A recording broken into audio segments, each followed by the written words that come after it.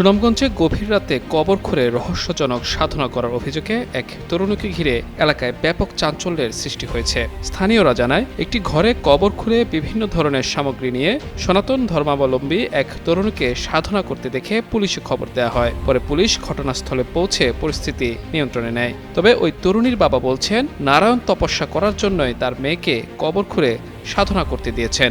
নারায়ণ তপস্যা করার জন্য উনি নারায়ণ পাইছে, সরাসরি নারায়ণ পাওয়ার জন্য উনি ওনার আদেশ দেওয়া হয়েছে, তুমি ওই কর্ম করো, করলে ওই সাধনা করো, তুমি আমার হাতে হাতে পাই দেবে। এ ঘটনায় এলাকায় নানা ধরনের আলোচনা ও কৌতূহলের সৃষ্টি হয়েছে। স্থানীয়দের অনেকেই ঘটনাটি অস্বাভাবিক ও রহস্যজনক বলে মন্তব্য করেছেন। তবে পুলিশ বলছে, বিষয়টি স্থানীয় হিন্দু কমিটিকে অবহিত করা হয়েছে। পরবর্তীতে এ বিষয়ে কেউ অভিযোগ করলে ব্যবস্থা নেওয়া হবে। আমাদের কাছে নিউজ আসলে যে মাটি খুঁড়ে একটা মেয়ে ভিতরে ধ্যান করছে, হিন্দু কমিটির মেয়ে।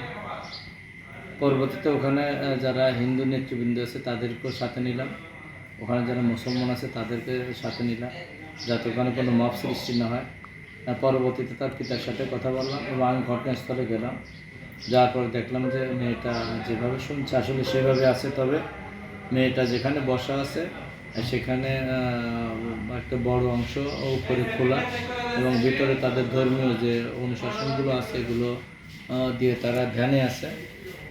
তবে যেহেতু বিষয়টা তাদের ধর্মীয় বিষয়, ওখানে যারা হিন্দু কমিউনিটি আছে তাদেরকে বলে দিয়েছি, তাদের যারা পণ্ডিত আছে তাদের ধর্মে এরকম কোনো ধ্যান আছে কি না এটা দেখার জন্য বলছে।